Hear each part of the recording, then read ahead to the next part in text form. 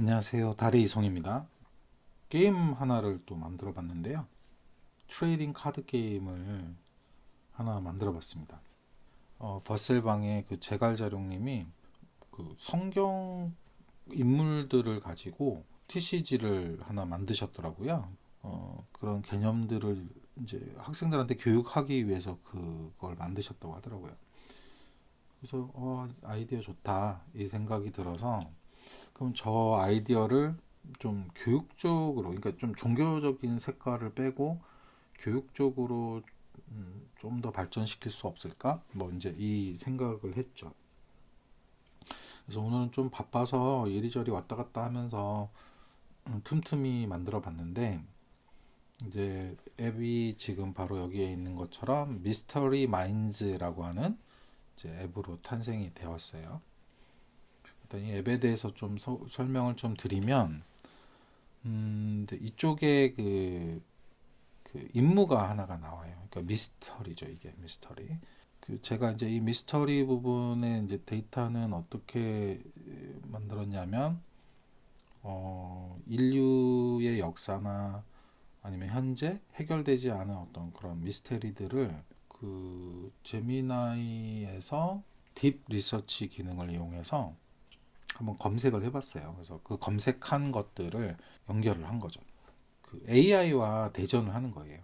AI가 선택한 카드와 이제 인간이 제가 선택한 그 카드의 조합 중에서 어느 조합이 더 좋은지 이 문제를 해결하는 데 있어서 또 다시 이제 인공지능으로 하여금 평가하게끔 아이디어를 짰거든요.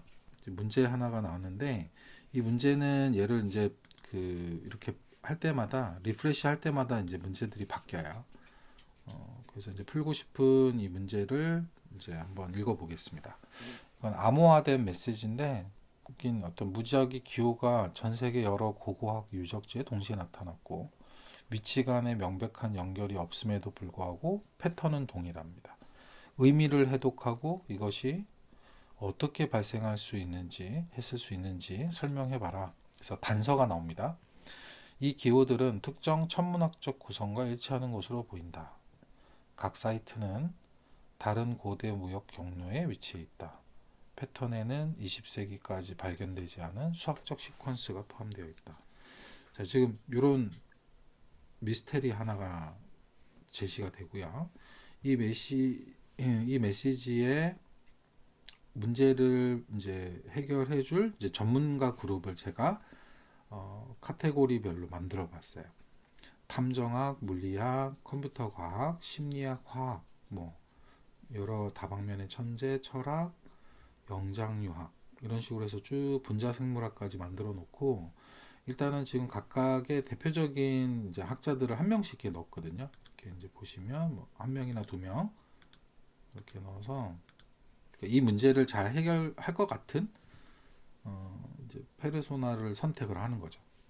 그러면 이제 메시지 분야니까 뭐 정보 이론 쪽에 셰넌이라는 사람을 이렇게 선택하게 되면 이렇게 셀렉티드 팀으로 해서 이렇게 들어오게 되고요. 또 이 문제를 해결하기 위해서 좀 컴퓨터 과학이 좀 필요한 것 같아요. 그러면 뭐 러브레이스라고 하는 이제 이 사람을 선택을 하고요.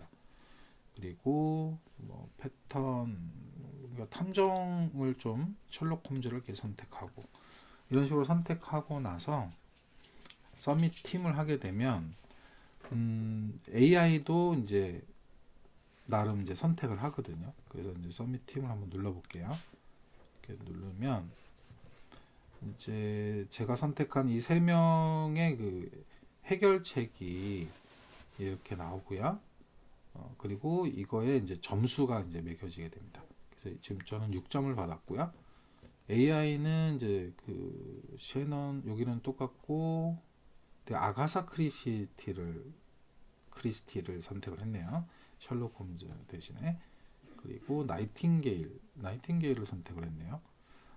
그래서 이제 이 해결책이 인공지능이 점수를 매겨 보니까 이쪽이 이제 인공지능 쪽의 선택이 더 낫다라고 이제 결론을 내린 거예요.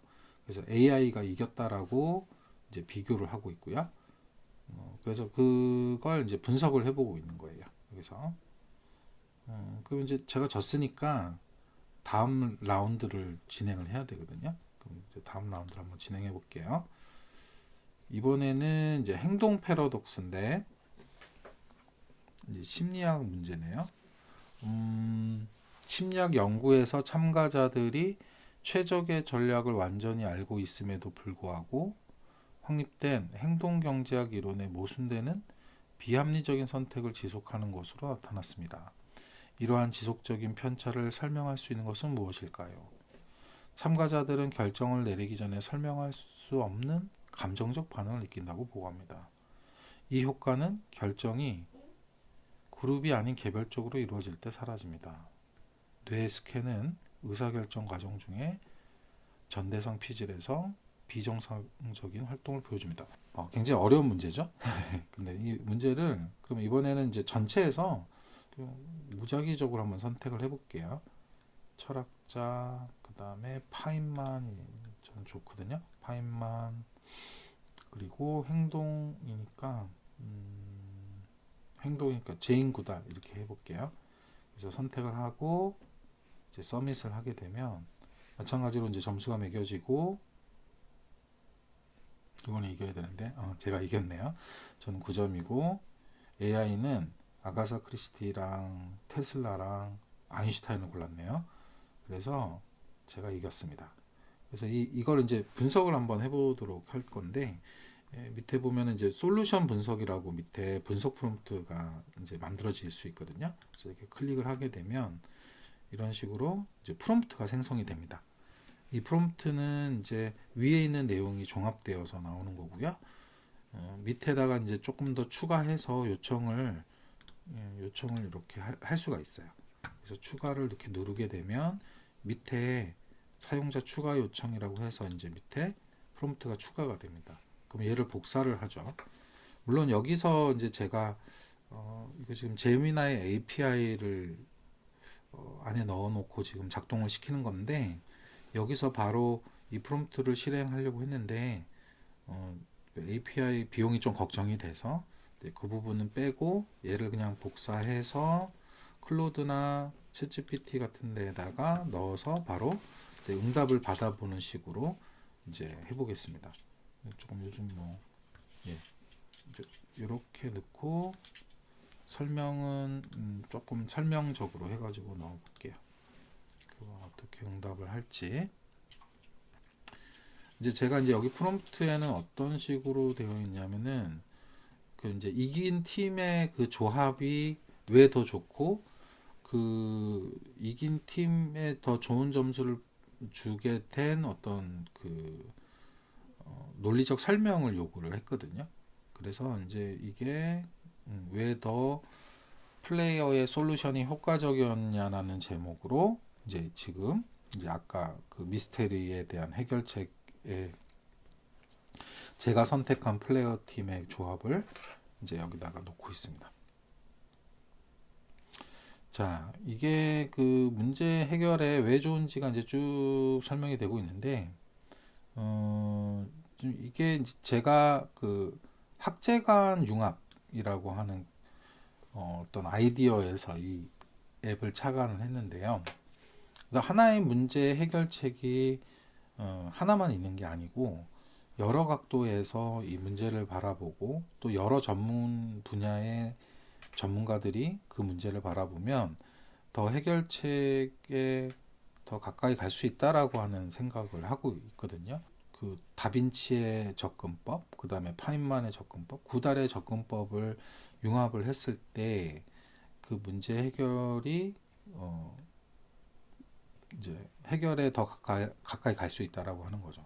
그래서 이제 제가 뒤에 추가적으로 넣었던 두 천재의 대화로 한번 얘를 생성해 보라고 했을 때 어떻게 대화하는지 보면 파인만과 이제 다빈치가 토론을 하는 거예요. 그래서 흥미로운 패러독스군요. 양자역학에서도 비슷한 현상이 있습니다. 관찰자 효과라고 하는 거죠.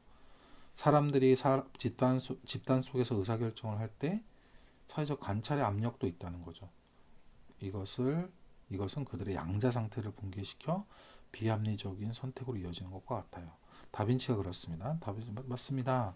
리처드 제 해부학 연구에 따르면 전대상 피질은 감정과 합리적 사고의 사이에 다리 역할을 합니다. 그리고 그렇군요 하고 이렇게 대화하는 식으로 되어 있습니다. 그 어떤 교육적 앱에 뭐 어떤 게이미피케이션을 어떻게 적용을 할 것이냐, 뭐 그게 제가 많이 고민하고 있는 부분이고요. 아날로그적인 그런 카드 게임 이런 것들이 외부로 구현되었을 때 저는 조금 더 교육적인 도구로서 새롭게 탄생할 수 있다. 뭐 이런 생각을 가지고 있어요. 그 카드 교환 게임이라고 하는 어떤 전통적인 그 게임이 웹 애플리케이션으로 해석되었을 때 어떤 요소들이 들어가야 그 카드 게임이 가지고 있는 장점을 유지하면서 성공하는 앱으로 탄생할 수 있느냐, 이제 이 문제인 것 같아요. 쭉 이제 개발하는 과정에서 얘가 뭐 카드 게임 시스템을 넣고, 그 다음에 AI 상대 시스템을 넣고, 그 다음에 미스테리 해결 모드, 그리고 솔루션 분석, 그 다음에 그걸 또 진행하는 방법에서 오류나는 부분들을 계속 제가 중간중간에 개입을 해서 그 부분들을 개선을 해서 이렇게 이제 앱이 나온 건데, 나름 제 의도대로 잘 나온 것 같아요. 이제 앞으로 이걸 조금 더 발전시키면 아무래도 AI 상대가 그 알파고처럼 인간을 좀 이기는 뭐 그런 학습하는 그런 AI의 원래 모습을 복원을 해야 되지 않을까 이런 생각이 들고요. 그래서 경쟁하는 상대로 이렇게 만드는 게 과제일 것 같아요.